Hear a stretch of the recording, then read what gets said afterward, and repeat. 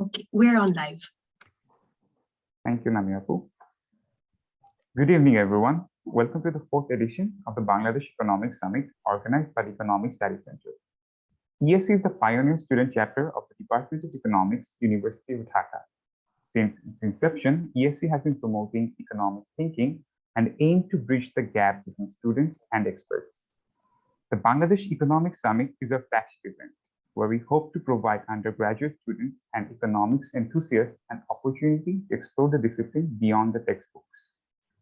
In the fourth edition of the BES, we chose the theme Economics of Change, Developing in a Dynamic World. Through this, we aim to focus on the need for a more holistic approach to solving the socioeconomic problems of an ever-evolving world. Our event consisted of multiple segments, including a public lecture, policy debate, research paper presentation by students, and panel discussions. Today, we will be having our second panel discussion on the topic New Normal in South Asia, Structural Changes and Social Reforms.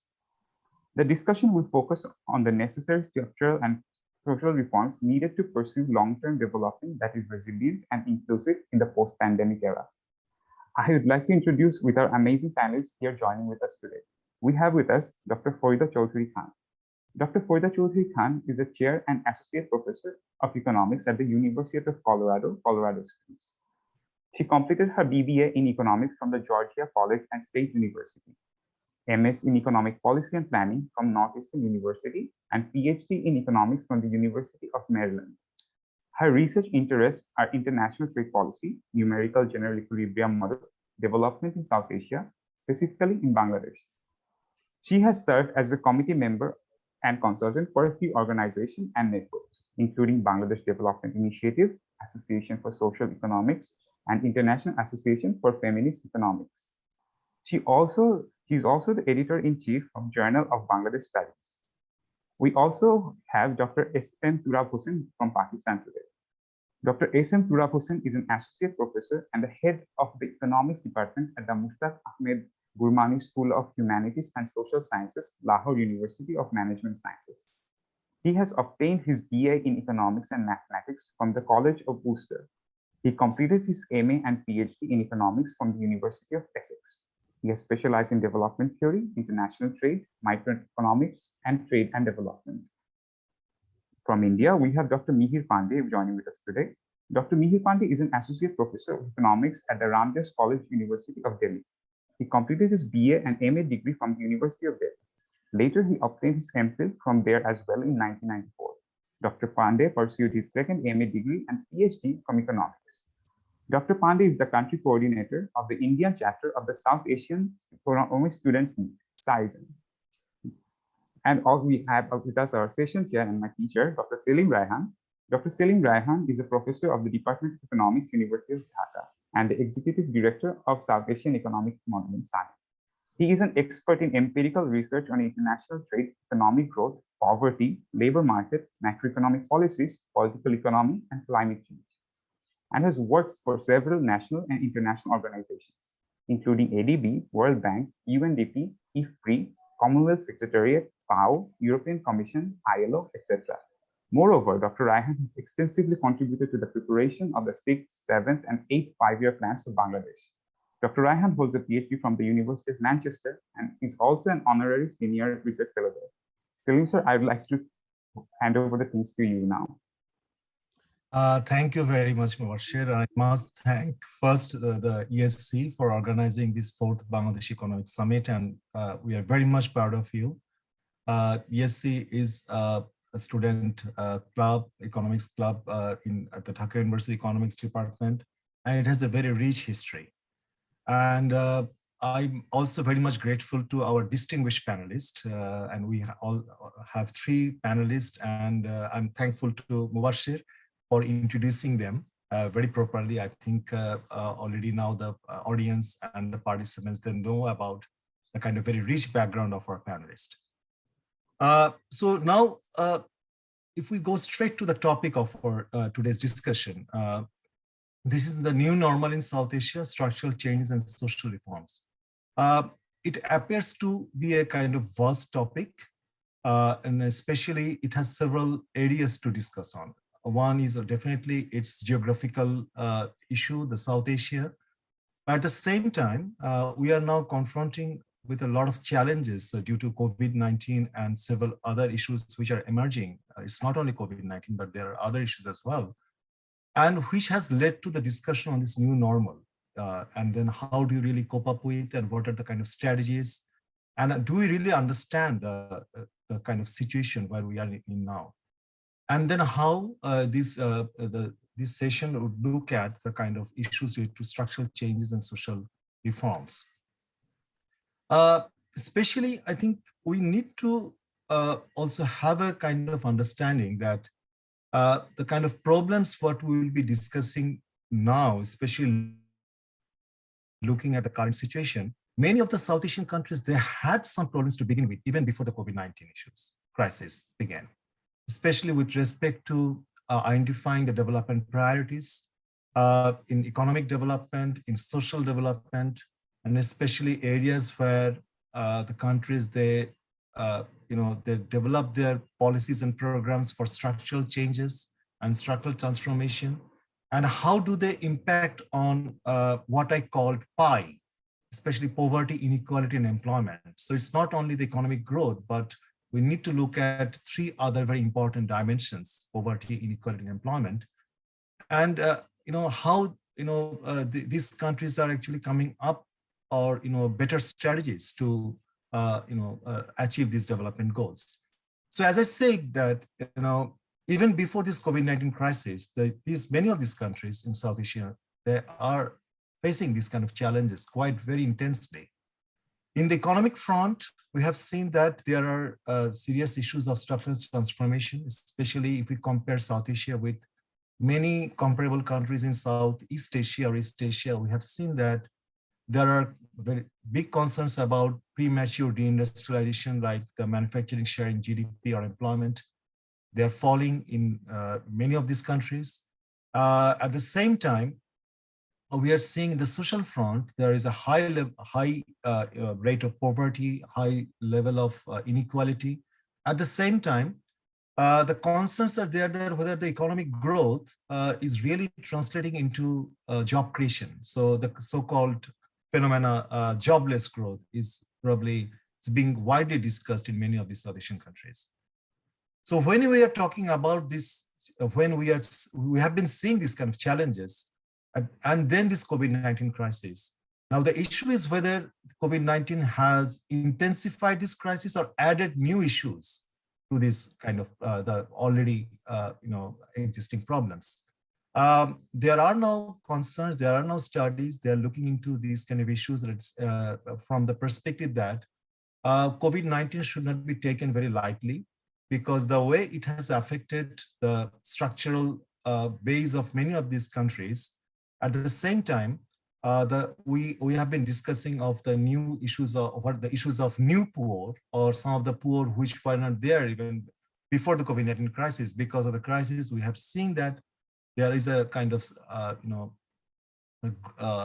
appearance of new poor who were actually not poor before.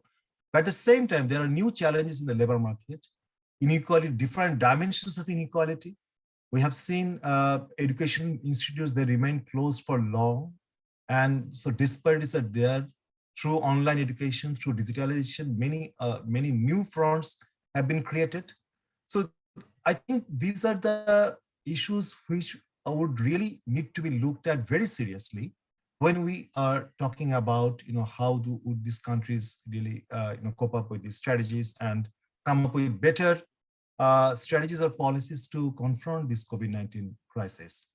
At the same time, what we are seeing that in the economic front, there is a big challenge of how do we really deal with this, the problems of the small and micro and small enterprises.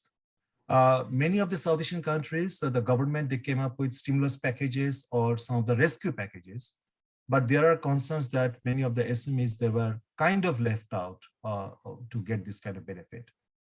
So another issue, what I thought that to put it on the table for discussion, that as I said that even before COVID-19 crisis, when you talk about structural transformation of the South Asian countries, there are three kinds of challenges. There are many challenges, of course, but there are three kinds of challenges which are very common in many of these countries. I mentioned one of those is a premature deindustrialization. Another one is the premature de-FDI orientation. That means that countries, they are not really being able to attract foreign direct investment much. And even with a very low level of per capita income, there is a declining share of FDI with respect to GDP in many of these countries. At the same time, a premature de-trade orientation. That means many of these countries, they are also experiencing falling trade GDP ratio. Are these helpful? Are these trends actually helpful for these countries to achieve many of the larger development goals when all these countries, they are committed to achieve or attain the sustainable development goals by 2030? Or probably another question could be, and I'm I'm looking forward to hearing from the distinguished panelists, whether how realistic would be for countries like India, Pakistan, Bangladesh, and other Southeast countries to aim for achieving a larger part of the sustainable development goals in the next 9 years.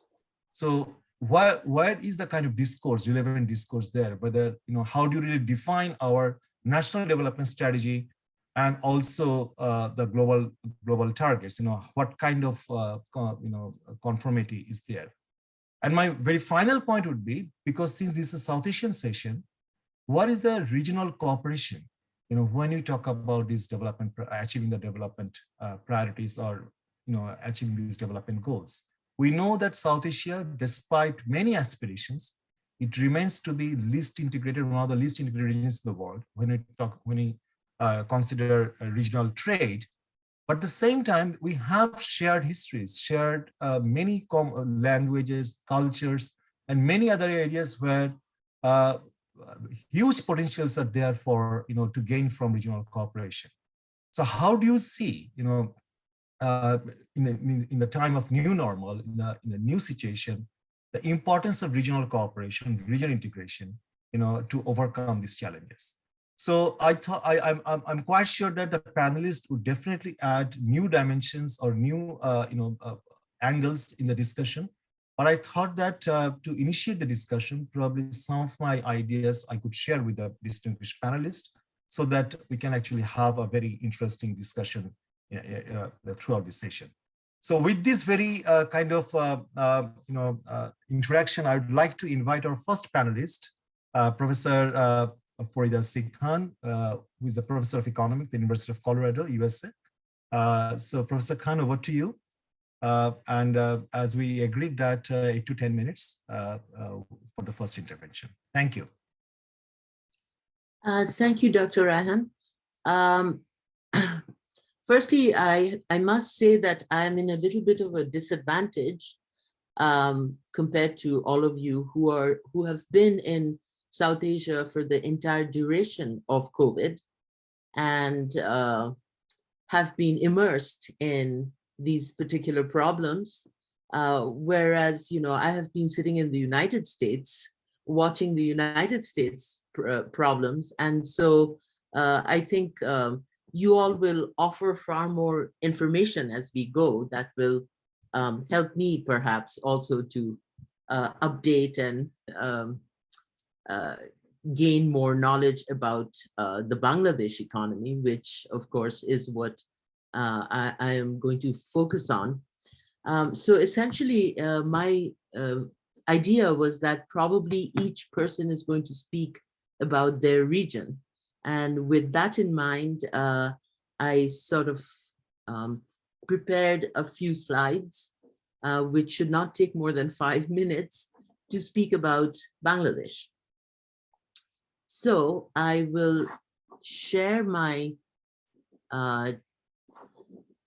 desktop and just move through those slides so as to be somewhat organized for people to see. So are you able to see my screen now? Yes, we can. Okay. Yes. All right. So this is where we are.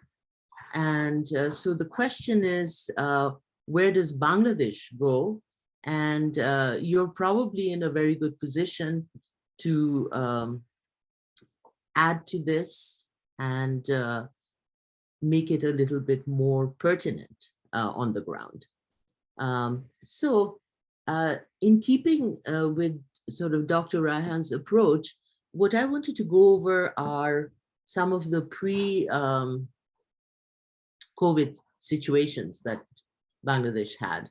And this is quite, sort of like the initial endowment or the initial conditions. So Bangladesh, as you know, is in a very, very exceptional state because of the land scarcity and the population density we have, as well as the rapid urbanization we've had in Bangladesh, which has tapered off a little bit with regard to Dhaka, but is still problematic. And if anything, we will probably see cities like Chittagong, and if you're lucky, even cities on the western side, follow essentially the same model of overcrowding, lack of infrastructure, water, power, etc. And we've also seen that these things are leading to high levels of air pollution, water pollution, and as a result of that, soil pollution. And those are problematic, of course. So I'm just going to focus on certain things that I find particularly, important or difficult problems. There are also certain gaps that we saw pre-COVID.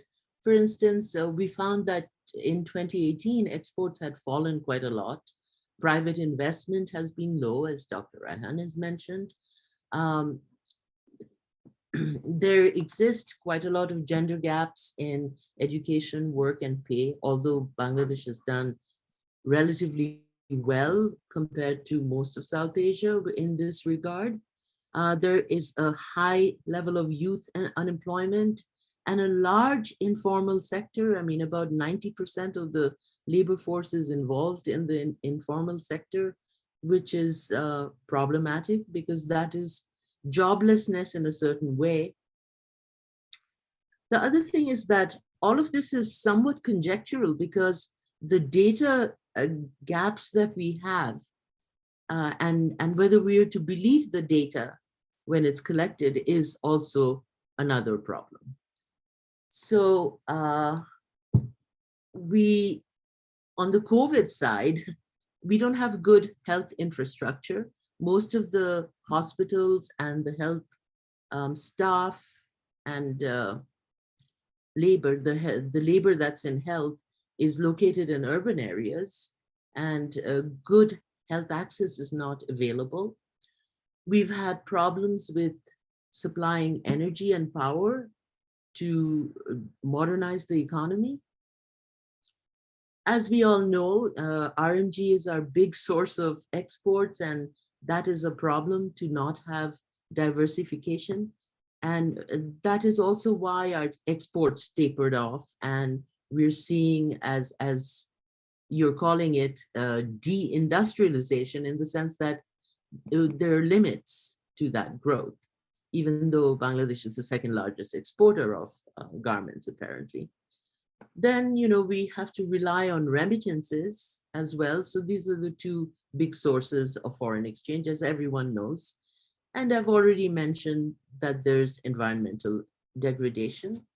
There are, of course, a lot of positive things, and we've been hearing about the success of Bangladesh, which is all that most of my colleagues can talk about.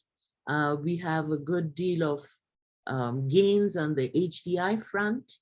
We also have a very good amount of internet penetration, mobile banking, credit availability through this connectivity. And we also have a lot more infrastructure than we did. So the connections, the road connections, the bridges, etc., have really helped get the entire country far more connected than it was. And I'll skip that. But once COVID came in, we suffered this lockdown for the first few months. we found that because of the low demand for garments, the exports dropped. We suddenly went into a negative merchandise trade balance. And that's kind of related to this industrial sector decline. Another thing that we had was that our remittances increased because people started to use more of the formal channels to bring in the money because there was little travel, and so informal channels could not be used as well. So we actually saw an increase in our current account, and therefore that kept the exchange rate stable as well because financial inflows came in. But we also saw a service sector slow down. So, areas such as transport, retail, etc., restaurants. We saw education and sort of shutting down. They went to remote learning, but about 2/3 of the students in the country don't have access to something like that. So that is a very huge problem that should affect us in the long term. So I wanted to pause on that one. What else do we see? We see the informal enterprises that are small, service sector. They were hard hit because nobody was coming out during the lockdown. So we had a lot of cottage, micro, other SMEs being very hard hit. We had agriculture suffer because there was a cyclone.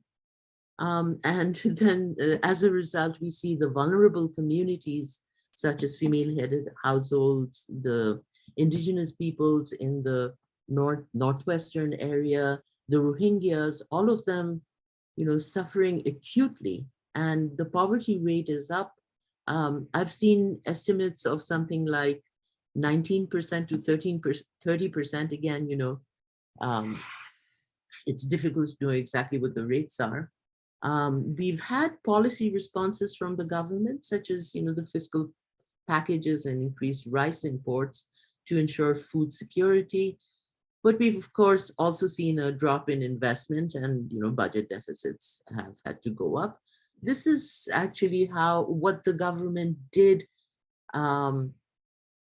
as far as the policy response, and this is World Bank data. I'll just move from it. So our main question is, which way forward? And how does it fit with our SDG goals? So I would, I'm starting with this immediate financial assistance for poor and vulnerable food insecure groups. I mean, we've done that, but we need to make sure that it is actually reaching people. So some kind of assessment of that needs to be done. Then another long-term way that we should go, which is important for all developing countries, is to focus on health now. There has not been enough public expenditure on health, and that needs to be, that needs to be developed. We actually developed telemedicine apparently, but I wonder about the standards of those kinds of changes. And how do we, that's another long-term issue, is providing standards for most of the things that we develop for consumers. Are they of good standard? Then there is talk and ideas about providing universal health insurance, particularly for poor and vulnerable people, and then helping out the micro and small enterprises. What else? We need to think, I think, about creating a favorable labor market situation for women and a better work-life balance when they enter the labor market. I obviously think because of the amount of people that we have, that we have done well, and we need to keep concentrating on human development, but also on skills, meaning both education and vocational training, and develop high-skilled labor-intensive sectors rather than large manufacturing, because that's always going to rely on labor-saving technology. We need better data.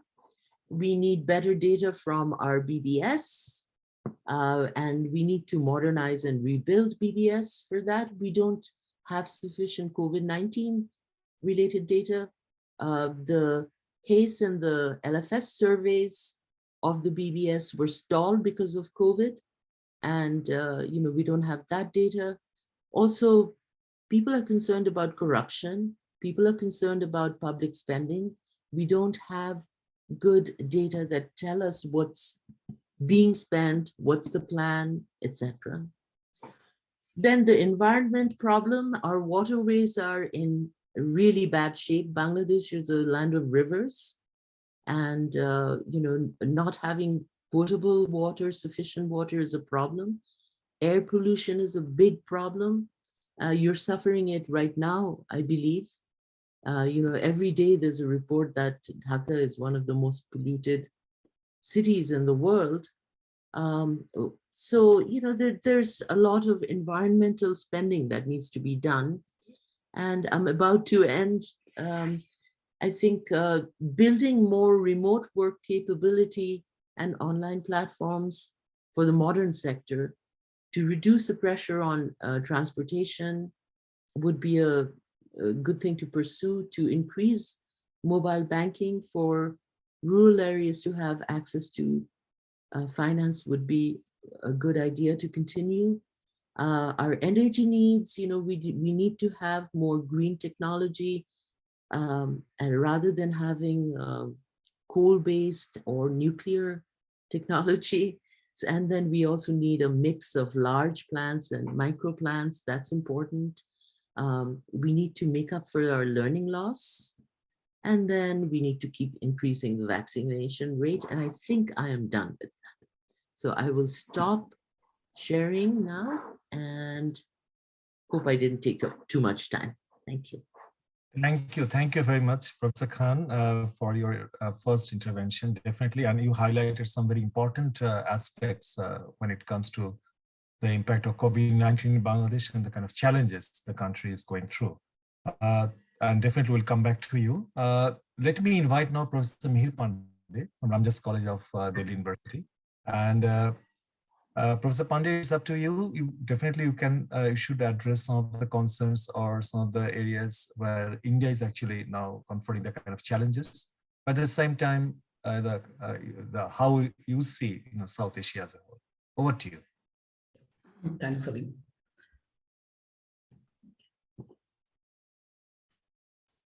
As Professor Farida said, and you also pointed out, South Asia, including India, already had a good amount of problems before COVID struck. And I think I was looking at the problems that Professor Farida highlighted for Bangladesh. I think most of them are true for India as well. And I think probably common for all the other countries in South Asia. So I won't go too much into that. So let me kind of look at what got highlighted during the pandemic, and then what policy issues come out of that, and what the Indian government did to address those issues, and what was right and what was wrong, and what to look for in the future. Okay, so of course, I think India, the outstanding thing for India is that the lockdown in India it's probably the most stringent in the whole world. And if you look at the indexes of lockdown, I think India is kind of at the highest level. And that was, it actually created a lot of issues. And the very fact, the way it was announced with a 4-hour notice, with no details of what the lockdown entailed, with no preparation at all, I think except for maybe Kerala, which had started preparing to some extent. And once the lockdown was announced, then as expected, I think what happened everywhere, a huge reduction in economic activity. And like in the services, but wherever you have the contact intensive services, that had the most, that saw the most impact. And of course, then towards, I mean, it eventually led to the tightening of the financial conditions. Okay, and the other things which happened, apart from just the reduction in economic activity, there was huge supply chain disruptions. Okay, so again, I would blame the way the lockdown was announced without preparation. So there was huge disruptions in supply chains and also the way it was enforced, because it kind of put a stop to labor being used or the labor actually coming forward to work. So there's, and of course, the impact on migrant labor. And we also had a couple of other issues. There was some communalization of pandemic also. And of course, caste discrimination and gender-wise discrimination that also came into focus during this time. But I guess the debate really is that when you look at what the immediate response was, it's really, I mean, a debate in between lives versus livelihoods. So what the Indian government through the lockdown did was that it kind of focused just on lives, ignoring the livelihood aspect. And that is something which, I mean, if you have a lockdown, you have to have a proper redistributive policy, which did not come in time. Right? And apart from just the loss of livelihoods, what you have is indebtedness, starvation, there's violence, and there's a whole lot of costs which can be attributed to this. And really, I mean, these are all part of the COVID pandemic. So it's really not just the first issue, but the whole lot of issues which are invisible because we don't take into account these other aspects. Right? And again, there are the problem is accentuated because there are, I guess, there's structural features of the Indian population. Again, I guess common with the other South Asian countries, and that is like a preponderance of casual labor. And I think almost 20% of the households in India have casual, I mean, they participate as casual labor. More than half the economy, 60% is informal. People are employed there. The production output is mostly, majority is in the informal sector. The median household incomes of this group is low, and savings are low. So they just cannot go through the lockdown. And that's why a redistributive policy is important. It was brought in a little later on, but not enough. And I think one of the important the lessons to be learned is that if it happens in the future, because we may be living with these conditions off and on, is that to recognize that you cannot have a strict lockdown. It has to be with some relaxations, and maybe have a younger working workforce for the pandemic, and bring in the older people slightly later on. And of course, state-sponsored healthcare, that has to be there, right? And for the not only for the older age groups, but for everyone. And the guaranteed welfare measure to create the entitlements which are credible and which will stop something that was witnessed as a reverse migration in India. I think in all this, the important aspect is that, and something which I think was missing, is that the policies should be seen as credible, which the people should have confidence in, and and the state should make available all the information to inspire confidence and to be seen as credible. Okay. Now, what I want to do very quickly also is to just take a quick look at the labor market, because we did have a reverse migration, and migrant labor does form a huge part of the urban labor market. I think in India, it's about the size of the labor market. Migrant labor is, think about, it was 411 million in 2011. And it must be much more now. I don't have estimates of that. Most of them work in the informal sector.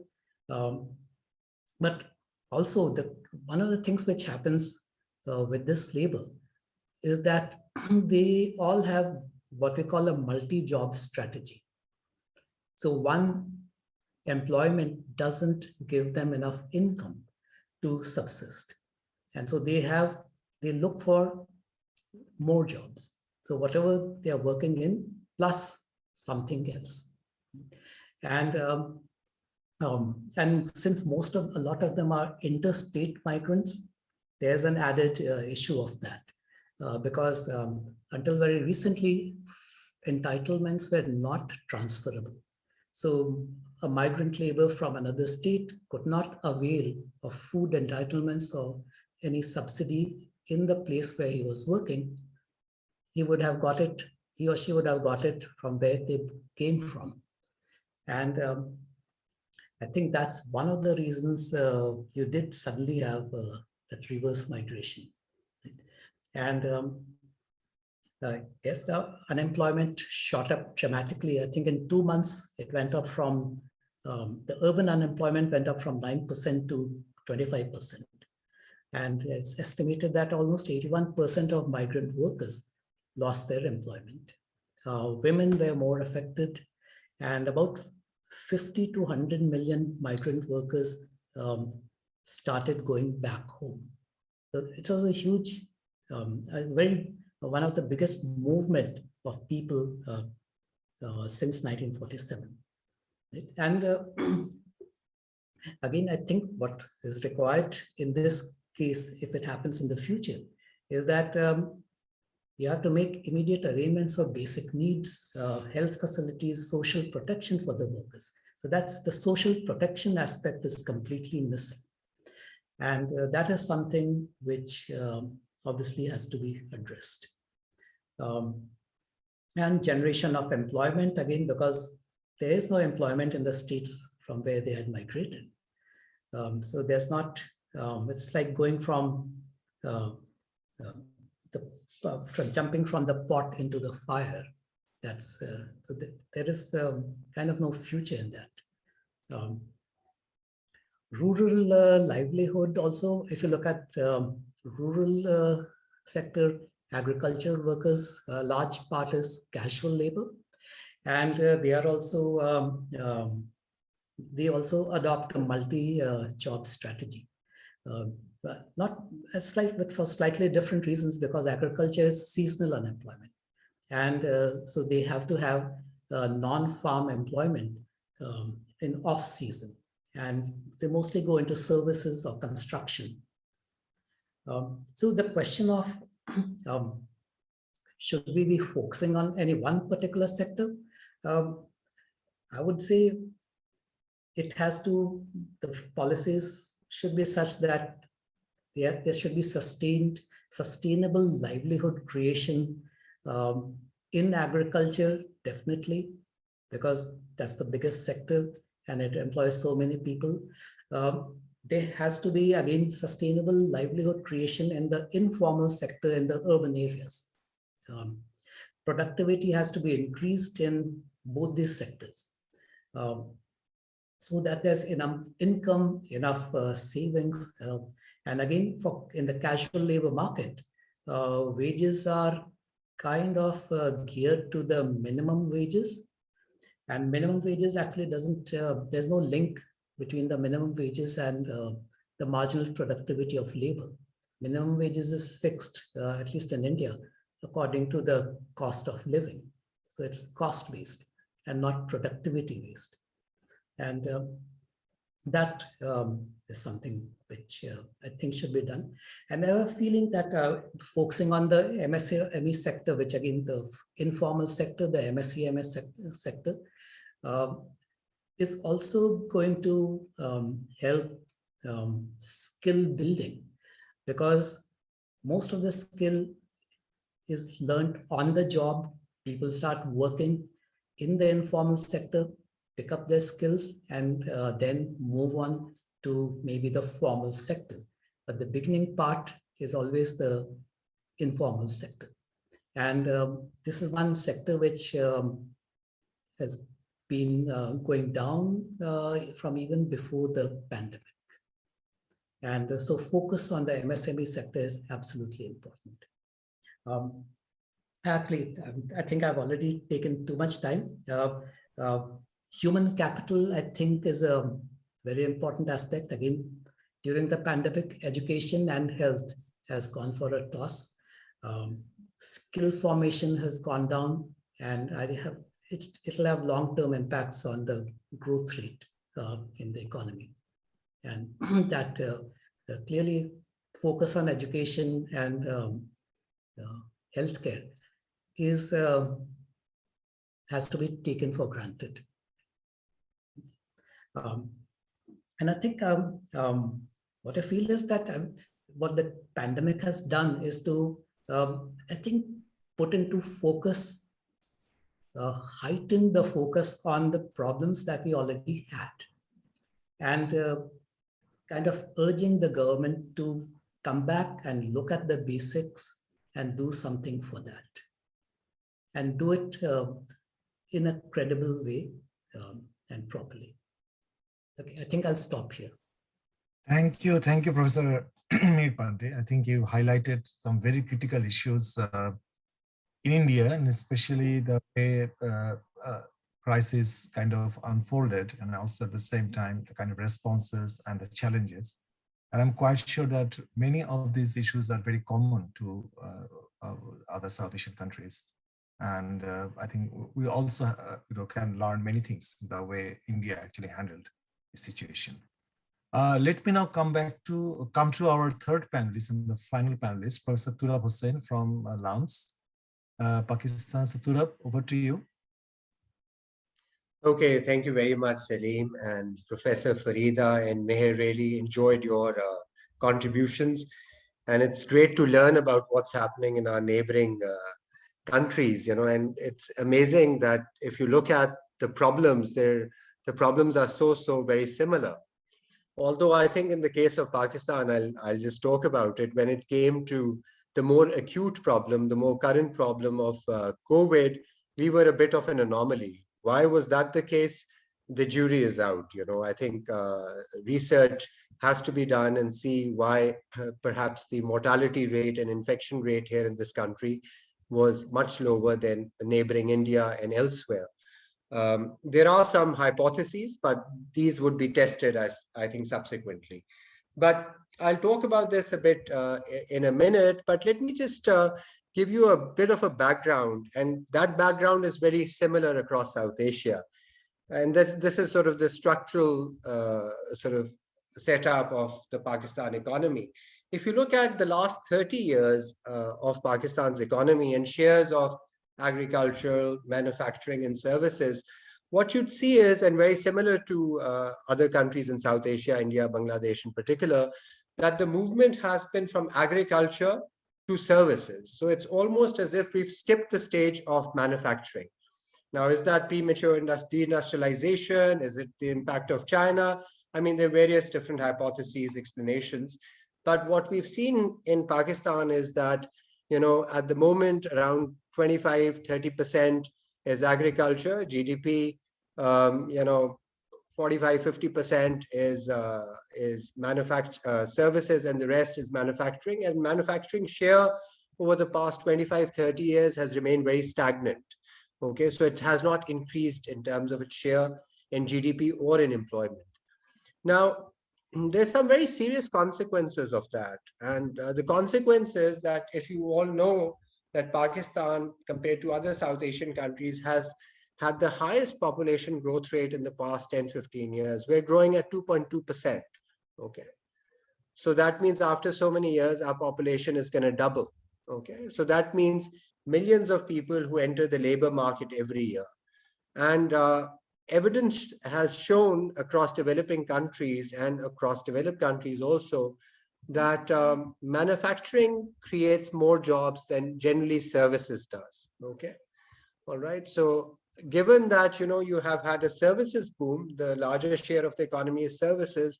So that does not augur well for a country which has such a high population growth and where so many people are entering the labor force every year. So the possibility of job creation is much lower.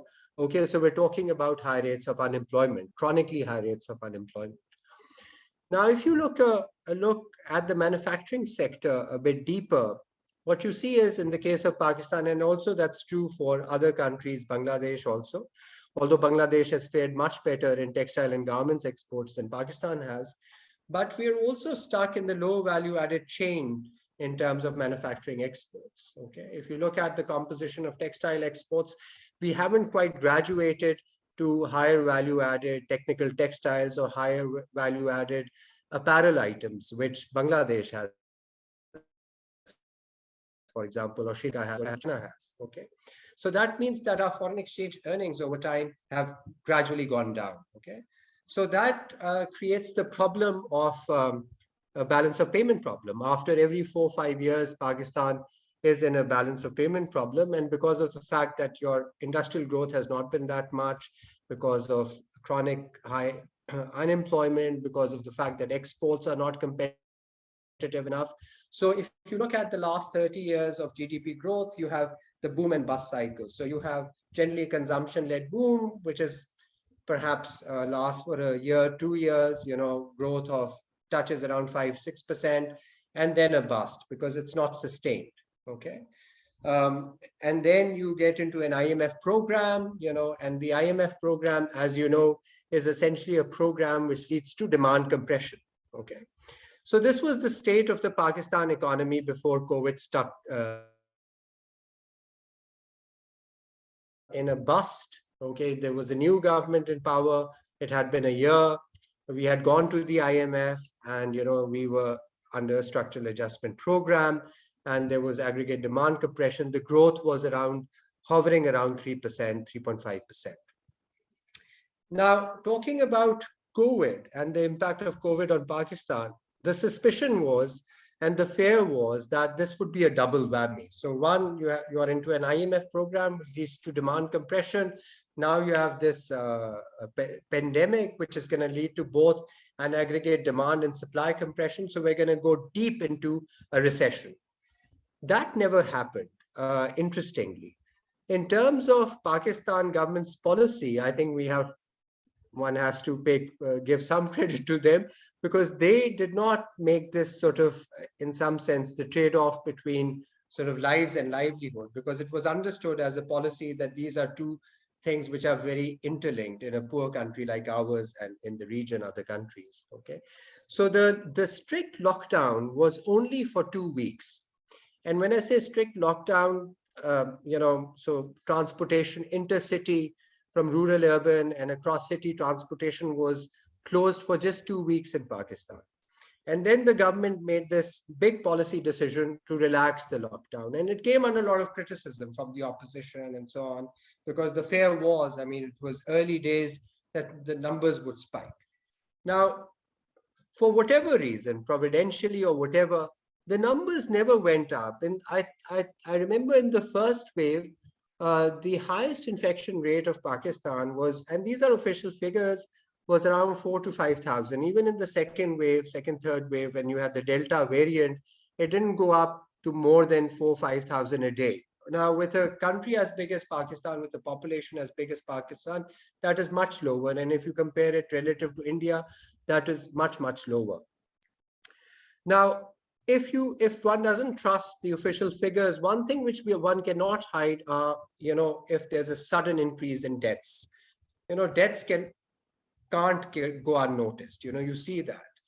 And hospital admissions, suddenly hospital admissions. So those hospital admissions and mortality or deaths, again, I think first and second wave, there was a period of a week, 2 weeks when it was almost sort of the hospitals were full, but then suddenly the numbers went down. Okay. So now, why was that the case? And that is to an extent there with almost all South Asian countries, where generally a young population, and a large percentage of the population is under the age of 30. And with COVID virus, we've seen that with a large young population, perhaps, even if you get infected, the mortality rate is low. Sometimes it's asymptomatic or whatever. So again, and when vaccination came, again, vaccination was rather slow in Pakistan. So that was not a reason why the infection rates were lower. But these are things which are a bit anomalous, and at the moment, providential, again, a lot of research needs to be done as to look at the peculiar case of Pakistan and seeing why it was not that harsh. And again, with government policy, as I said, with the exception of the first 2 weeks where there was a complete lockdown, the lockdowns were not that harsh, okay, not that strict. Then even during the sort of the peaks with the first and second variants and all that, the policy of the government was actually to go for what was called localized lockdowns or micro lockdowns. So they were collecting data across, and they were having these random tests and so on. So wherever in a locality, in an urban area where the infection rate was high, they used to seal that area. So instead of locking down everything, they used to just seal that area. So I thought that was a sensible strategy rather than a complete universal lockdown. And the fact that mobility of people was there, the factories were not completely shut down, again, still an agricultural based economy. So agriculture, rural areas, there was mobility, and, in villages, at least from first-hand evidence, we saw that infections in villages compared to urban areas was much, much lower. Okay. And so were mortality rates were much, much lower. Okay. Because of congestion in urban areas, that was the case. Now, moving ahead forward with that, during this time, in 2021, we did a study, actually. We're looking at digitization in SMEs, and this was a study which was planned earlier, but it so happened that this the primary survey happened during the time of COVID. And interestingly, what we saw was there are a lot of small and medium enterprises in urban areas whose owners were more tech savvy. And I mean, if you look at the overall percentage, perhaps they're not that many, but they really did well during this time because they were very quick to change, their business to digital platforms. So if you were a manufacturing a retailer, they had their websites, they could sell online, all that. Whilst those businesses, small businesses in smaller towns, in rural areas, which were not obviously tech savvy, and obviously there's a large majority of that which were not digitized, they were the ones who were hurt much, much more. So in terms of, as was mentioned earlier by my worthy colleagues, in terms of how the pandemic and the effect of that hit different sectors, there was also a lot of inequity and inequality, okay, which probably exacerbated income inequality in our areas, because some businesses which were equipped, and these are normally medium enterprises or certain small enterprises, again, those who are better educated or digitally savvy, who can adapt very quickly. So they were able to, adapt to the problems or the constraints of the lockdowns and COVID and the fact that shops were closed and so on, because they had their digital platforms ready. Now, as far as sort of proactive policies of the government are concerned, specifically in Pakistan, as I said, so one was there was no sort of complete lockdown except for the first 2 weeks. There were these micro lockdowns, but I'm not sure whether you, I think some of you might be aware of this. There's this social safety net in Pakistan, which was started around 15, 20 years ago, which is called the Benazir Income Support Program. Now, this particular government, the Imran Khan PTI government, they extended it and called it the ESAS program. So this was basically giving income transfers to those households, which was $2 a day less in terms of their income. Again, giving subsidized credit to women-led businesses or businesses, micro enterprises. Okay. At the same time, we also have initiated very recently a national health insurance program. I think Professor Farida mentioned it, Pakistan, that has just begun. So it's a universal health program. Now, it's a great thing. You have empaneled private hospitals, then public hospitals, and till in a year, so hospital admittance, it covers around expenditures of rupees 1 million for a year for a household, for a family. Now, it's a fantastic thing, but there's going to be a big impact on our national exchequer. So there's going to be a fiscal, obviously a large cost to that. And in a country which suffers from chronic fiscal deficits, where revenue generation is always challenged, where tax to GDP ratio is 9%, 10% is much lower than other countries. So that's going to be a challenge. Although it's a great step, but whether such social transfer and national health insurance programs could be sustainable, okay, that'll be a huge fiscal challenge for a country like ours. In terms of the future of South Asia, let me just go a bit away from the pandemic and what it has done. I think South Asia, and especially India and Pakistan, and I'll stop here because I've taken a lot of time, the opportunity cost of not sort of trading and not having normalized economic relationship is very huge, especially for smaller countries. I mean, for India, it might not be that much, but for Pakistan, it is large. Salim has worked a lot on this, he knows. So, initially I started talking about trade and the fact that our exports have not quite picked up and all that, and that's one of the reasons why we get into boom and bust cycles. Estimates are that if Pakistan and India just trade on MFN, our trade can go up to anywhere between $30 to $40 billion a year. Now, we earn $30 billion through remittances, and Pakistan is surviving literally on remittances, which, by the way, has been a great help during this time, like Bangladesh remittances went up. So that's the large opportunity cost of not having sort of normal economic relations, okay? So imagine if you have $30 to $40 billion of trade, the Philippe on economic growth, on incomes, on employment it creates a buffer for all the economies of South Asia, because if India and Pakistan start trading, they transit trade, so that means across the entire South Asia trade is going to pick up, okay? So having said that, that's one of the most unfortunate things, that one lesson which we can learn, that, if you want to insulate your economies, at least have normal trading relations with one another, because the cost of not doing that is huge. And why suffer that cost unnecessarily? So I'm just going to stop here and allow students to ask questions. Okay, thank you. Thank you very much. Thank you, Turab. I think some of the very important aspects you have mentioned, especially the social protection support program in Pakistan. And in 2020, actually towards the end of 2020 and then in 2021, 4 or 5 of us from South Asia, and actually Wakar from Pakistan, he contributed that too. So we came up with 2 articles. One was published in one Indian newspaper, and another one is the Economic and Political Weekly, where I actually tried to highlight that point, that how important would regional cooperation be in pandemic situation like this. So I'm glad that actually mentioned that towards the end. I know that we have around half an hour time or 32 minutes, and there are some questions. I'll definitely come back to the panelists with those questions, but I just thought that until now, the kind of discussions what we had, just to provide a very brief summary, some of the key points and some of the key areas where probably, to whether we can actually have some, kind of organization of the responses from the panelists. First, definitely we talked about the challenges we were facing even before the COVID-19 crisis. So what we are observing now is not something very new. In some cases, it's a kind of continuation or of the past challenges, or some of the challenges which got intensified during this COVID crisis.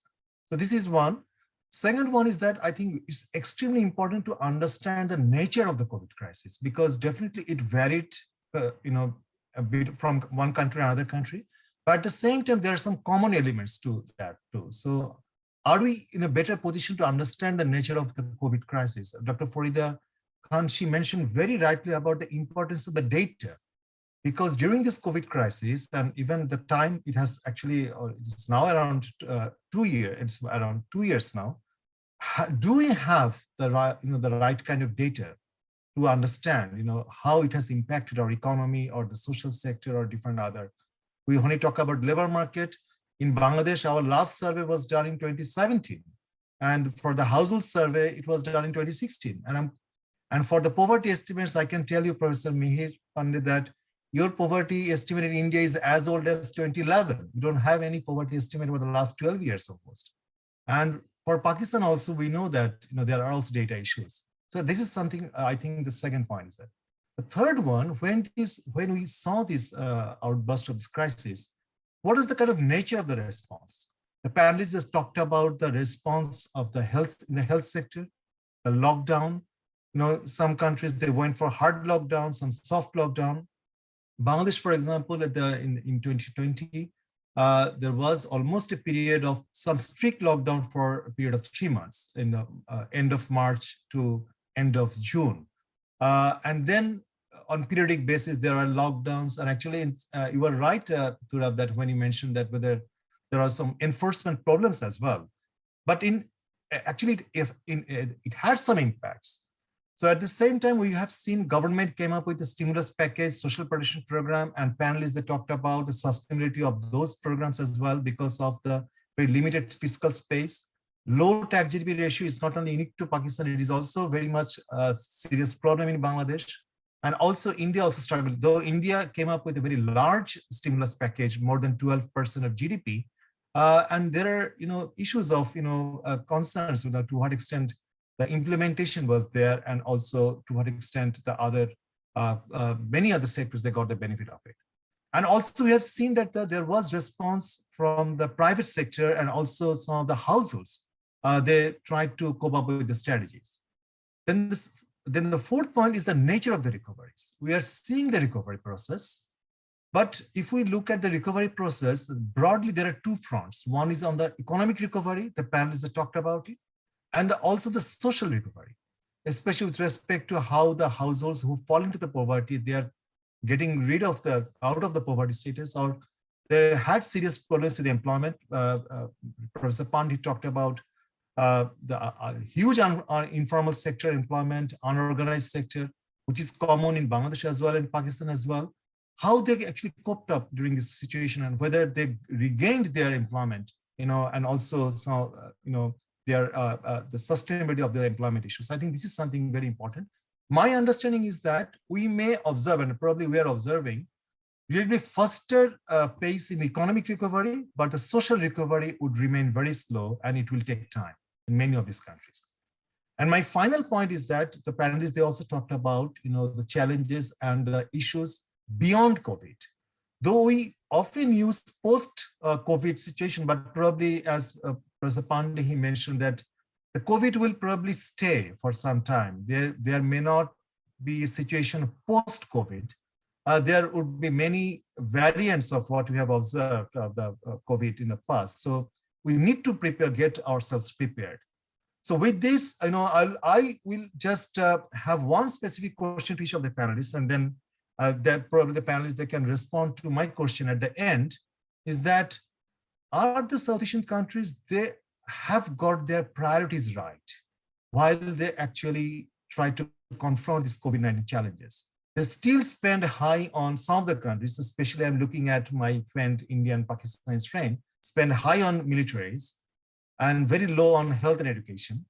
And also some of the tensions what Professor Turab talked about between India and Pakistan and some of the other South Asian countries, is escalated because of the bilateral bitter relation. How we can minimize those and how we can actually confront and get our priorities right. With this, let me look at I know that there are many questions, and starting from Dr. Farida Khan. I just read, and also I know that distinguished panelists, they can also look at this, but let me get first a set of questions for Professor Farida Khan. The questions are that one question was from one student, Sharika, and she said that that mentioned the scenario of Bangladesh public healthcare spending in South Asia. You mentioned about that is in South Asia among the lowest in the world, and even after the COVID-19 outbreak, there was no effective immediate structural change or development into this health sector, healthcare sector. How do you view this apathy towards the public health sector in South Asia? Another question was from Farida C. One area which requires policy attention is women's economic contribution and participation in the labor market. And Bangladesh's performance in economic participation and opportunity has not changed significantly. What should be the role of the government in addressing the problem? Another question from Farzin Muntahina. Ma'am, do you think that the COVID lesson will push us towards improving the issue of credibility and data gaps that you have mentioned? I think I also tried to re-emphasize the point you made. How do you compare people's trust in government institutions between the US and South Asian countries during the pandemic? Okay, I'm not sure whether it is US or us. Navid Anzum Nivan, I think she talked about, he asked the question about supply chain disruption, which has created a desire among major trading economies to diversify their supply chains. In the post-COVID-19 world, how can Bangladesh capitalize this opportunity? I think these are the questions for Dr. Farida Khan. So, and then let me get these questions for the panelists and I will come back to them one by one. Samin Luban, the question was for Professor Pandey, that what does the class-coded and caste-coded impact of COVID look like in India? From Mahzabin Lamisa, and I think there's a question for Professor Khan also, and Professor Pandey they both spoke on the social reforms aspect of the COVID-19 crisis. What kind of improvements or changes have we witnessed in our social system? Another question I can see from Zarin Tasnim Raisa. According to a survey of UNESCOP, disruption in the food supply chain as well as shortage of seasonal workers and transport restriction has caused inadequate food supply and consequent rise of food prices. So I think she talked about the food price and what can be done. To Dr. Mihir Pandey, I think since Professor Pandey talked about agriculture, economy, and food security, what steps should be taken to modernize the agriculture sector for ensuring food security? And then how to scale up social protection for migrant workers. I think that was the question for Professor Mihir Pandey. So I'll stop here and I'll go to Professor Khan and then Professor Mihir Pandey, and I'll have some questions for Turab later on. So Professor Khan, over to you. Okay, I would like to start by saying that Dr. Pandey has been put in a slightly difficult position because he's having to speak about an extremely large and diverse country. And, you know, we have a little bit more hold on understanding Bangladesh or Pakistan because, you know, there's a slightly greater degree of homogeneity in many different ways. So, you know, I just want to add a few things such as, you know, it was not possible for Dr. Pandey to go over all of the things that happened that are so important in India. For instance, the farmer strikes, you know, and all of the problems that we have with agriculture and food prices and farmer incentives and so on. Then the other interesting thing, because he mentioned the migrants and the reverse migration, and obviously we heard about migrants that had to walk something like 200 miles or maybe even more. They walked for 24 days to try to go back to their villages, and nothing had been set up for them. Whereas in Kerala, for instance, there was all this assistance given for the migrants to go back, and they were actually housed for some time. They were given food. So there's so much diversity in the responses from state governments and different locations in India. So I think it's a little unfair to try to say all of that in 10 minutes, as you know, it was easier for us to try to do that, I think. I would like to take the question on healthcare spending. I think, a lot of that has to do with the trajectories that we've followed since the 90s and even earlier, perhaps, when we've been focusing far more on privatization, defunding the state. A lot of Bangladeshis, and that's true everywhere in South Asia, a lot of Bangladesh's budget came from international funds, and those international funds were redistributed to NGOs. So we see a lot of our health and education efforts having been taken over by NGOs rather than the public sector. And that has been successful in certain ways because our HDI indicators are up. But the public sector has shrunk everywhere in that regard. And so health expenditure by the public sector is obviously abysmal. It's very, very low. We've seen the advent of private health, the private health sector, which has come to fill that gap. So, that is a long-term trend that we have made towards a certain kind of what people outside economics call the neoliberal economy. It's where we have far more private involvement as opposed to involvement of the state. So this is how I view the so-called apathy towards the health sector in South Asia, if that is what the question was. I think that the gaps are filled in different ways, and hopefully we will be more creative. But will we get back public sector health spending? Will we get back import substitution industrialization? Those are important questions. Now that we're deindustrializing because export markets are not so assured, Bangladesh is thinking about perhaps reaching out for its large domestic market to try to produce for that market, which would be import substitution industry. I don't know whether it would be protected like it was, but those are interesting questions. Are we going to see a reversal of the entire development paradigm that came about in the 80s and that we've been following because of COVID? I think other questions that are there's quite a lot of questions. I think I could return to that rather than taking up so much time. So why don't I one question was, Professor Khan, was on this women labor market participation, especially, I think, probably you can respond to that if you want now. Yeah, the labor market participation, certainly you can incentivize the private sector to hire more women and to create better and favorable work conditions. But participation of women in the labor market in that manner is a social change. And how does the government engineer social change? We already have quotas and such in the public sector, and women feel quite comfortable working in the public sector. They find they have better work-life balance. One of my, it's a very old research from the late 2000s showed that, but to have them enter the private sector more and to find work-life balance there and to want to work in the private sector, I think that can only be done through nudges. The government can't intervene in some other manner. Education, of course, but it's also a mentality change that, that women should be able to go out and work.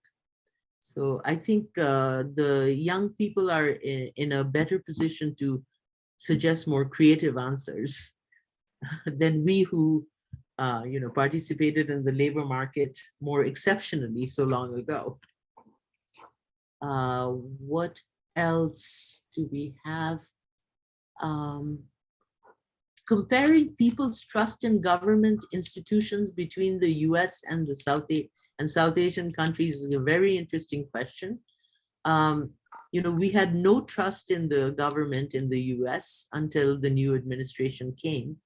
And now we have a group of people who do not trust in the government. Fortunately, it is not a prevailing group, but it is still a very vocal group. So, there are many, many anti-vaxxers and such, you are all aware. So at least South Asia doesn't have that problem, but I think we should also not, look away from some of the problems that we have in South Asia with regard to the problems of interacting between states. The fact that we have the governments that we do, and are they willing to cooperate with each other? And the role of China in South Asia is also very important. Nobody has asked this, but we have forgotten that there was a foreign exchange crisis in Sri Lanka quite recently. And that happened because of, quite a lot of borrowing from China. And Nepal is now trying to balance this problem of how close should we get to China. So, there's a foreign policy question. There's India and China in South Asia. And for the little countries, which direction who should we collaborate with for our own development? I think for India, it's also a question because they don't want the presence of China to be too large within South Asia. So that's not so much an economic question. Maybe it's I'll stop here and let others talk. Thank you, Professor Khan. I'll go back to the other two panelists, but just very briefly, I mentioned some of the questions which have been raised. Paromita Aroni, she talked about the kind of the slums and to the project which is the government of Bangladesh to clear the slums in Dhaka and transfer the poor people back to their native home. And I think her question was, do you think that Bangladesh government can implement this project properly and effectively? There is another question related to South Asian online business platforms, and it has expanded, but at the same time, there are issues of fraudulently cases and as well as the whole governance issues related to these online businesses. I'm quite sure Turabi talked about these SMEs, tech-savvy SMEs. What is the experience in Pakistan as well? Probably you can mention about that. Also, I can see one question. I think that question was raised by Hasif, and then another question was by Ashfaq Alam Pronoy. The question was on this, he asked about this cancellation and suspension of labor-intensive products like garments or handicrafts has not only resulted in the collapse of international trade, but also caused widespread revenue and job losses for several South Asian countries. What steps should be taken? So I think this is a common question for all the panelists. And I can see the last question by Namira: to witness a change in the overall aspirations and attitudes of the people as a result of the COVID-19 waves in India or Pakistan and also in Bangladesh. So I go first to Professor Pandey, then I'll come to Turab. You have to unmute, please. Yeah.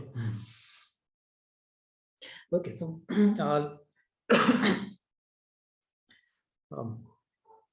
let me look at the first question, which is actually very interesting because it's asking for the caste and class aspect of the impact of COVID.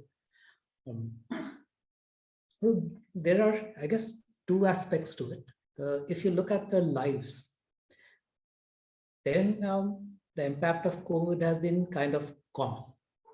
And this is probably one of the few diseases, epidemics, which has actually impacted people at all levels without any discrimination. So in India, you see people from cities, rich, poor, probably more the rich, who had problems for, I think, the first time.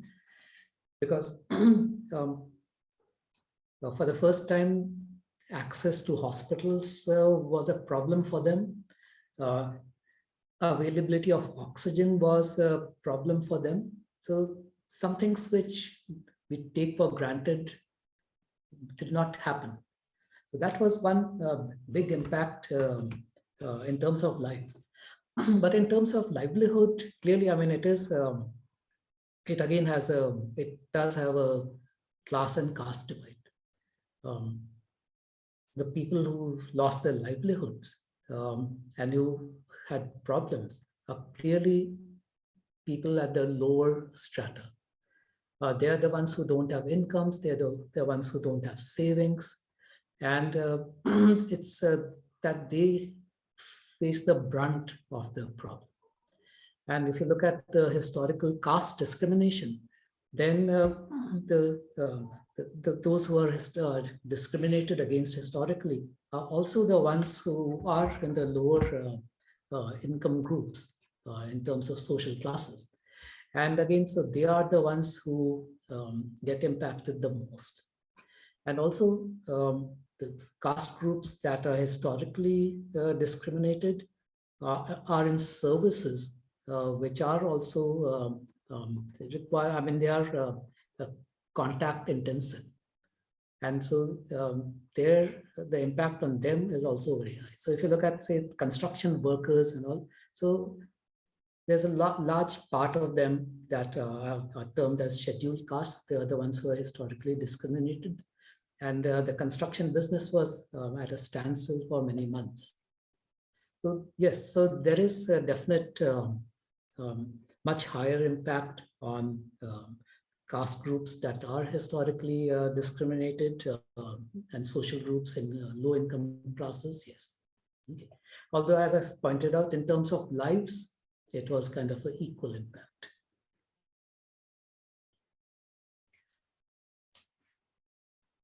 If you look at the social reforms, I don't think we have witnessed any change in our social systems as such. And it's, I'm not sure, in fact, I haven't thought about if there's a specific social reform in terms of the COVID crisis. We need social reforms anyway, COVID or no COVID. And there's a lot that needs to be done, whether it's in terms of classes or caste or gender. I think it's just, I mean, it's waiting to be addressed and in a more credible way again. But yeah.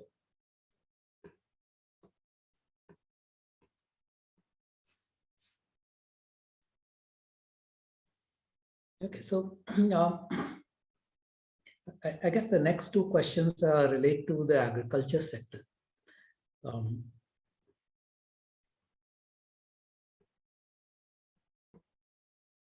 It's as part of the food security issue. A lot needs to be done, but I guess one thing, one main aspect here is stepping up infrastructure in the rural sector. And I think infrastructure so that the seasonal unemployment aspect of agriculture, that does not arise, and it could be tackled with enough irrigation investment in irrigation and other infrastructure, marketing, and so on. And that is something which needs to be done. And I think that is also something which will increase the productivity in the agriculture sector. So what I was talking about earlier, that there has to be more provision of sustainable, productive employment in the rural sector and in the urban informal sector. That is one way of doing it. I don't think the size of the rural sector in terms of employment of casual labor is going to go down. So what needs to be done is to increase productivity through investment so that their incomes go up and there's more stability in their incomes. And same goes for the informal sector. I don't think the formal sector is going to be expanding too much in the near future. The proportion of formal and informal will probably remain the same for some time. And what is again therefore required is investment in the informal sector also. And I think that's the only way you can take care of the livelihoods of the people there and to make it more stable. That, of course, and that along with other social sector programs. So India also does have, I mean, after they have come up with many different schemes, they are pumping money into it. But it's not enough. And it has to be much more, I guess. And being a large country, what they're spending is just not enough. Okay. And I'm not only that, I mean, I think the intention is still not very clear. In a sense, when we think about what is happening to human capital formation, what's happened to the education sector, what's happened to the health sector, even in the current budget, which was announced less than a month back, the layout for education has actually gone down, and the increase in the health expenditure is not that much. So there's not too much focus still on two aspects which they should really focus on.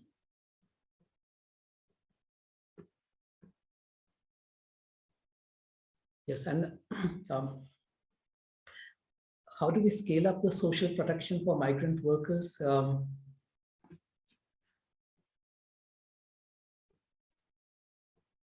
I guess, again, I'm something like universal healthcare system, insurance, and I think one of the issues was also that a large part of the migrant labor is interstate, and they couldn't transfer their entitlements from one state to the other. That fortunately has changed a little bit as a result of the problem during the pandemic and because of the reverse migration. So they do have the system which now says one nation, one ration card. So if you're entitled to something in your state, which earlier you had to avail of in that state, now you can actually go to any public distribution outlet and collect your food entitlement from there. So the migrant labor that became unemployed, didn't have income, didn't have food, and had to go back to their villages, that at least they don't have to, that aspect, maybe they don't have to worry that much. And ultimately, again, as Professor Farida pointed out, states like Kerala actually handle the migrant crisis really well, because they announced and the government was believed also by the migrant labor that they would be taken care of, and they were given food entitlements, places to stay, health care. So that was promised, and it was given to them so that they, as an incentive to not go back to their states. And that worked. So at least, I mean, and that was a temporary measure, but if that is kind of formalized into a more permanent system, that is going to go a long way to address the migrant labor problem.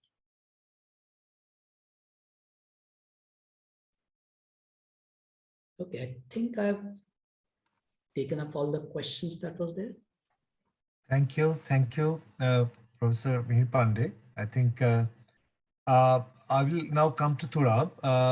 Turab, you can definitely reflect on some of these issues, but at the same time, there is a specific question to you also from Mubashir Chaudhary on these localized lockdowns and whether it has created kind of regional inequalities. So, what to you? Okay, thanks, Selim. All right, this is a great question. Now, the local lockdowns, or what were called the micro lockdowns, were just limited to large urban cities, actually. There was, as I mentioned in my short talk, that, across rural urban, there was a fairly big divide in terms of infection rates and then mortality rates. So these were more in urban areas. So in big cities, you had most of these micro lockdowns were there. And they were across different areas. So they were in rich communities, they were in slums, they were in sort of middle class, lower middle class communities. So it was across different class or socioeconomic groups in urban areas. So in terms of creating regional inequalities, I don't think that was a problem. If it had been across different areas and if poorer communities had been hit much more and there were greater lockdowns, then yes, but it was spread fairly evenly and restricted to urban centers, most of these what are called micro or local lockdowns. Educational institutions. Now, I think that's where across, I think, all South Asian countries and across the world, the biggest hit in terms of the long-term impact has been. In Pakistan, there were lockdowns and there were educational institutions, schools were shut for a very long period of time. And that created a lot of inequalities in terms of learning outcomes, because clearly government schools or schools which were catering to the lower income levels, okay, who did not have access to internet, okay, in smaller towns, in villages, their children were out of school for many months. So clearly that impact is going to be felt over the years. Schools which were more adept to, online technology, who had internet access, again, we're talking about the upper middle classes, the higher socioeconomic groups. Obviously, that impact was to an extent mitigated. So in terms of educational inequality in terms of outcome, I think that will be much more severe, or has been much more severe in the case of education than any other sector in Pakistan, at least. Now, the current situation is that education institutions have been opened up, universities have been opened up. I teach at a private university, so we've been given an option of online or in person, some are, so it depends, but most of them are now open. But yes, there was a disparity, major disparity when you talk about educational institutions and the impact on students. So that is the answer to this very nice question. Selim, if you have any other questions. Yeah, Turab, do you have any, I think there was another question to both, I think from Namira about this, whether do you witness any change in the overall aspirations and attitudes of the people as a result of the COVID-19 waves in India? so there's an interesting thing, and it's an urban phenomenon. Okay, so this is an urban phenomenon, not in rural areas, again, because the impact was so different. So in terms of consumer attitude, and because we were working on this study, so people's adaptation, consumer adaptation to digital platforms has been phenomenal. I mean, the number of people who now order online, get their services, grocery delivered. So in some sense, what would have happened sort of 5 years from now has happened now, okay, because of COVID. So this adaptation of people, retailers, stores, manufacturers, and also customers to online shopping has been very, very fast. Okay, so also there was a question related to that about this kind of fraudulent cases, like fraudulence, with the online. Yes, so a lot of it, the lack of awareness and also yes, the kind of regulation. What was the experience in Pakistan? So a lot of these, because of the fact that there's a trust factor, and the digital platforms are there, so we have jazz cash deliveries and so on. So, but a lot of this was sort of what you call, so when you get the product, you pay for it, So when you get the good, then you pay for it. So it's just payment on delivery, really, because of that issue. But I think technology has also moved in that similar direction at a very fast pace, just to cope with these sudden changes which have happened, sudden demand for sort of digital payments, sudden demand for digital platforms, online shopping. So that has happened. So I think that's been one of the positives of COVID. So that is one. Other things, I mean, adapt. So these restrictions which are put in place, wearing a mask and, going to public places and so on. So again, disparate. So in urban centers, yes, perhaps, but in rural areas, such adaptation when the government says, hey, you need to do this, that's not been there. I mean, even I know that this is anecdotal evidence, but this is something which I saw traveling across country during that time, that nobody was adhering to government regulations, in rural areas. And the cynical attitude was that they used to say, when you used to ask people that why aren't you wearing a mask, they say, well, this disease does not affect the poor people. They affect the rich people in the urban centers or in cities. So that was also during the Delta variant, but in the Omicron, as actually was very much poor and rich neutral. So At least in Bangladesh. So the Omicron variant, I'm sure, there's been confused with the common cold because testing is so low. Okay, so people Right. get infected, hardly anybody gets tested, so that's been the case. But previously, there was clear rural-urban divide in how this pandemic was viewed. It was viewed as an urban problem, as a rich family problem, rather than a rich man's problem, rich person's problem, rather than a poor. So that is one of those things which you see, okay, happen in our part of the world. I'd like to note here that, initially in all our countries, the pandemic came from migrants who returned or people who had been abroad who came back. So it's really globalization that brought us the pandemic and then it spread, right? Yeah. Yes, that's true. That's the kind of connectivity, and that was the first thing to be stopped, the kind of first set of actions from the government to stop that connectivity, to reduce the spread. Yeah, in fact, in India, it started in Kerala. Yes, it did. Right. No, I think we had an excellent, session today, and some very, very excellent insights from our three panelists, and especially they covered when Mihir tried to cover. I know that Professor Khan, she mentioned that in 10 minutes, nobody can speak on India. India is a continent, or kind of subcontinent, we know. So what Mihir tried to do the kind of justice, this is so great. Also, Professor Farida Khan, she talked about Bangladesh, but she also extended her analysis to include some of the aspects in South Asia, especially India. And Professor Turab, he talked about shared experience of Pakistan, but many of these experiences are actually very, very common to other South Asian countries too. So I think I'm really grateful to the participants who raised very interesting questions, which stimulated the discussion. That was excellent. But I really want to get back to the panelists for 1 minute each for any concluding remarks. So I start with Professor Farida Khan. Any kind of concluding remarks you have for this session? The remarks are so many, that are possible, but I think you've talked about SAARC, you've talked about interstate collaboration.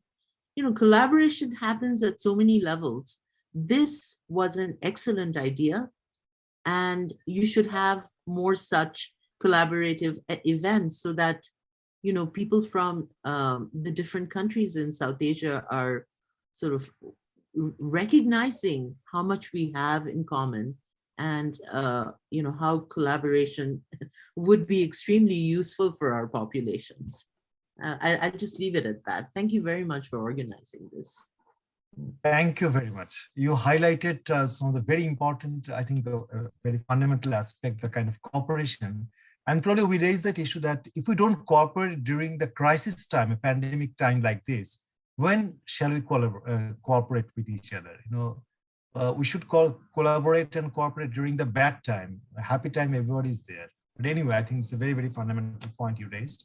Professor Pandey, any concluding remarks?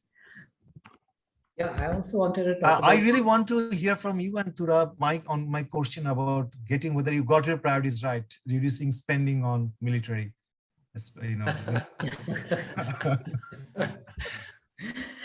Yeah.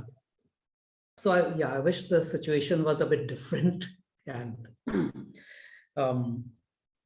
But yeah, I think at SESM, they have always talked about regional cooperation and the costs of not cooperating and not trading.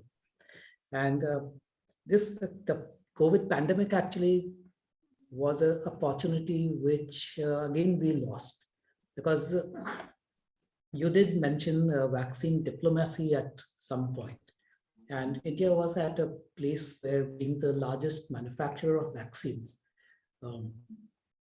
could have done much more. I think we tried also, the Indian government, the Indian state rather, started in some way the vaccine diplomacy, but it stopped midway. And in fact, I believe even a lot of contracted consignments which were paid for when not delivered. And that was kind of a lost chance, because we could have done, and it was a way, as Professor Farida says, that's the time when we could have cooperated. If not in times of crisis, then when? And I guess as usual, then again, we do have the geopolitics, then China coming in and Russia coming in, and then the whole scenario kind of getting muddled. And we are still where we are, no change. And that's one thing which needs to change. Thank you, Professor Pandey. Turab? Yeah, Selim. So I'll keep it short, and I'll touch on both what Professor Farida Khan said and what Mihir said. So first of all, in terms of sort of one of the positives which have come out of this pandemic has been Zoom. So Yes. the fact that we can communicate, we can talk formally, informally, we can have interesting panel discussions across countries, regions, people, you know, without getting a visa, without attending, or without going through the hassle which we South Asians are used to, just getting, you know, to travel from one country to another, especially if you're from Pakistan or India. So that's been a great, you know, boon in some sense, you know, this particular thing. Obviously, you can't really match it to in person, but hey, it's a good second best we have. So I think we should make the most of this, you know, and students especially. And coming back to what just Mihir said, that we lose on opportunities. And it's really a pity that this was a time where countries could have cooperated with one another. I think what South Asia and in India and Pakistan need to now think of is that the strategies, their politics for the last 70 years has clearly not worked. Okay. And the cost is a large millions of people who are poor, who are in poverty in both countries. So it's come at a huge cost. And as you said, you know, this guns versus butter, you know, we've been doing this for the last 70 years. We need to do things differently. And what has happened is that politics has always trumped economics. You know, yes, you have political disputes. Yes, you have regional issues. You have many countries in the past, even today, who have had that, but a lot of them have gone constructively towards it. You don't keep on repeating the same strategy. So why not give economics a chance? Why not give business a chance? Why not give sort of interaction of people a chance? Because as soon as stakes increase across the two countries, you know, economic stakes, livelihoods, your connections become more and more, the cost of severing relations becomes much higher. At the moment, the problem with India and Pakistan is our trade and economic relation is so little that we can sort of afford to not look at one another and pretend, oh, we're not talking, you know, like literally like two kids. But Now, Bollywood cuts across. So yeah, you actually pay hit to the Bollywood. So you don't really avoid Bollywood. exactly.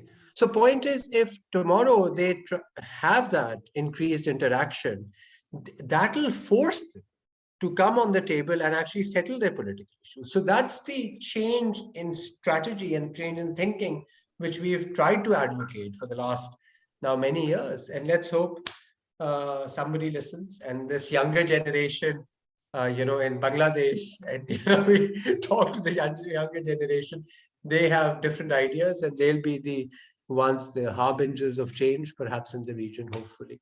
So that's where I'll stop. Thank you, Turab, and thank you so much. I think I must thank all the panelists, the three panelists. I think very wonderful discussion. Especially we end up with this high note and with the kind of aspiration and hopes that things will change in the future.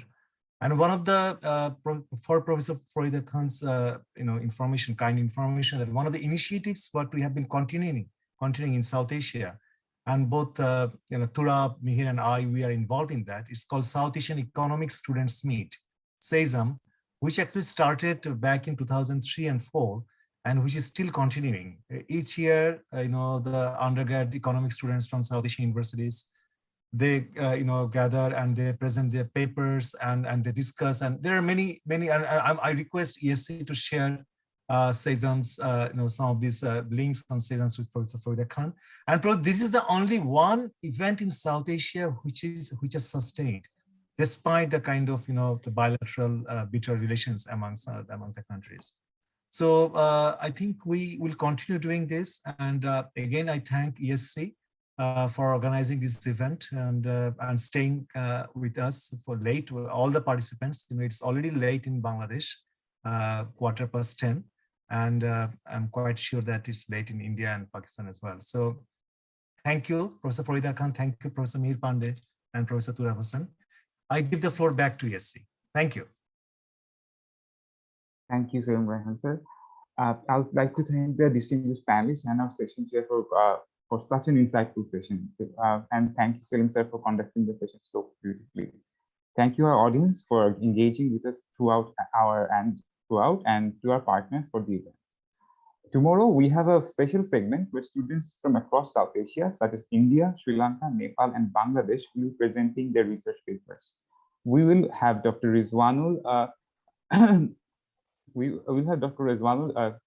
Islam as special guest and Dr. Simon Fidisha as the session chair. We request you all, if you could, especially students and aspiring researchers, to tune in tomorrow at 4 p.m. Thank you, sir. I guess we can end here now. Thank you. Thank you. Take care. Thank you. Thank you, Mubashir, Salim, everybody. Thank you so much. Nice to see you. Bye-bye. Bye. Bye. Bye. Bye. Thanks so much, everyone. Nice to meet you all.